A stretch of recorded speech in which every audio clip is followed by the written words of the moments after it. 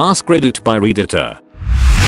Game developers of Reddit, what is something you can't fix as easy as it sounds? Two major ones that are hard. First, inflation of in-game currency. Even EVE Online had to hire real economists to help manage the currency. Second, power creeping. I'm thinking more TCG games, but this happens with loots as well. In order to keep the game interesting, and for TCG to make money, they have to keep making newer, more powerful cards for people to buy. Welcome to Diablo 3. When it launched, we were hitting in the low millions of damage. Today we're hitting in the mid 20 trillions of damage. I'm sure some classes are getting in single hits for 40 or 50 T even.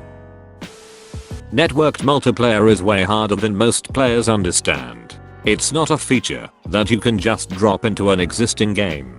Every single element that's visible to multiple players needs to be at least partially rebuilt to ensure that the state exists in a concise form that the networking system can deal with, and the state space of possible interactions that can lead to desyncs is huge. Think about culling systems used for performance, for example, and how they interact with objects that are supposed to be kept synced across clients. This is exacerbated because most games with a reasonable number of players don't actually have the spare network capacity to sync every effect all the time. So you wind up cheating a huge amount and trying to triage what the players will notice. There's also a ton of weird corner cases that happen when you have different entities interacting with each other when they are being controlled/simulated on different computers separated by a sizable chunk of a second worth of latency. This leads to frustration as players are killed by shots that are impossible on their client, or miss shots that felt perfectly lined up to them. It also makes networked physics a colossal nightmare that never 100% works right. That's before we even get started talking about cheat detection. Networking bugs are very frustrating, but do please understand that networking is very likely the most technically challenging and fragile element of any game that includes it, especially these days. Yep, my buddy used to be a cam manager at Bethesda. Just ship it. But there are over 5,000 bugs on the backlog. Don't care. 300 of them completely break the game. Still don't care. We'll fix it in an update. Oh, hey, we need you to switch over to this game now. Jake Solomon said something along the lines of, given the chance, professional players will optimize the fun out of any game. This is why I never played Sins of a Solar Empire against other people. All the competitive maps had anything random disabled, which gutted half the game and took away what made it unique. Some bug fixes. It's always a butterfly effect. Fix one bug and another or two pop up. 99 little bugs in the code. 99 little bugs. Patch one up. Take one down. 983 little bugs in the code. Take one down. Patch it around. Sounds better. Getting someone to change their review on Steam after fixing what they criticized/gave a thumbs down for. No Man's Sky is actually not a bad game now, but those reviews are just going to stick around for the promises made that they couldn't keep. NMS is one of the biggest games to benefit from recent reviews. All reviews are mixed, but recent reviews are mostly positive. That made me give it a shot, and I can't wait for VR. I think it has to be the game balance. Just because what some people think is balanced, other people think is op as hell. I feel like developers do their best to make the game balanced upon release, but then when gamers get their hands on the game they discover combos and loadouts that the devs never really thought of, and that breaks the game until a balance patch is rolled out, only for the process to be repeated all over again. I have a friend that thinks that balancing a game is easy. The devs only have to take the advice from the beta testers. Yeah, no bro, it's not that easy. When you have a game like Dota 2 that has a lot of interactions between heroes, items, spells, etc, and that is played by millions of people, it is impossible to make everything balanced without releasing content and then seeing the reaction of the gamers. Tutorialization. Players have a huge discrepancy in affordances, things they already know/expect from your game. Making your game so it properly teaches new players how to play without annoying players who are more familiar with the mechanics is rough.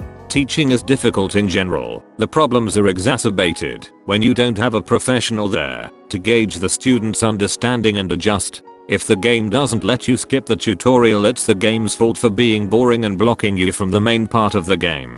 If the game does let you skip the tutorial, and you do despite not understanding how to play, and you get frustrated, it's the game's fault for not properly teaching you how to play. Every stupidly obvious thing that the game tries to explain to you is only there because a not insignificant number of players got confused by it. Then this whole problem is exacerbated by making games that do ongoing updates. Now you have to constantly update your tutorial to make sure accurate to changes in mechanics. You have to teach new mechanics to veteran players of your game, but also to the brand new player who just picked up your game, because the newest stuff caught their eye and they want to rush to playing with that. Edit. I have to say, the irony of all the armchair designers responding to me with their easy solutions to this problem is not lost on me. I can only hope they caught it too. I'm glad you'll have it all figured out though. I have no idea how the industry and I missed such obvious solutions for so long. Localization. Holy frig, localization. The thing people don't understand is not everything translates perfectly. Sometimes you need to rephrase things. You also need to hire someone you can trust to do the translation. And it's not just for characters. It's for buttons, menus, voices, text, etc. And then you need to include special characters if you're using a special font. And then because the characters are different, you need to adjust your UI accordingly so that everything lines up okay. Unfortunately, people just think you translate the text and punch it into the computer. But localization can take weeks. I enjoyed fan translations back when they'd not translate some words and try to explain the cultural significance or their difficulties with the word. It broke immersion like nothing else, but it was usually quite interesting. It's not realistic. Reality makes for a terrible game. I've seen some game mods meant to add realism that made games a real pain in the ass. Realism for games these days means a few things. A weight limit on everything. Food and thirst. Needs to occasionally sleep. In games like The Long Dark, where the entire situation is based around these ideas. It isn't a bad game, but for Fallout it just becomes a chore. A former driver developer at ATI explained to me that 70% of his optimization time was in fixing the stupid things third-party engines did. This was before AMD and Nvidia optimized for particular games as openly as they do today. He couldn't even talk to the developers because the game was made by teams who didn't have a clue about the inner workings of the engine in use, and changing engine version would cause the mother of all regression tests. What did go back to the engine developers might be fixed in future versions of the engine, but that doesn't help the here and now, and won't help the game which exposes it. As the game developer, is the engine developer really going to fix an edge case you only see in this one game, and on a poorly defined selection of hardware? At best you'll get a hacked up workaround which causes more problems than it solves. At worst you fix it yourself and have to spend sprint time which isn't ticking off your own backlog. Your scrum master will kick your ass for that. If Nvidia fixed the engine stupidity first, Nvidia sells more GeForces.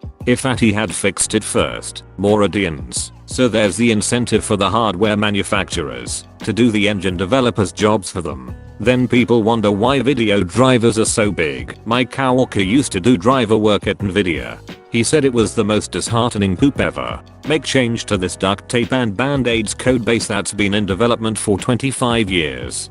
Do small tests, cover all the edge cases. Do a large test, find that it works in 80% of devices.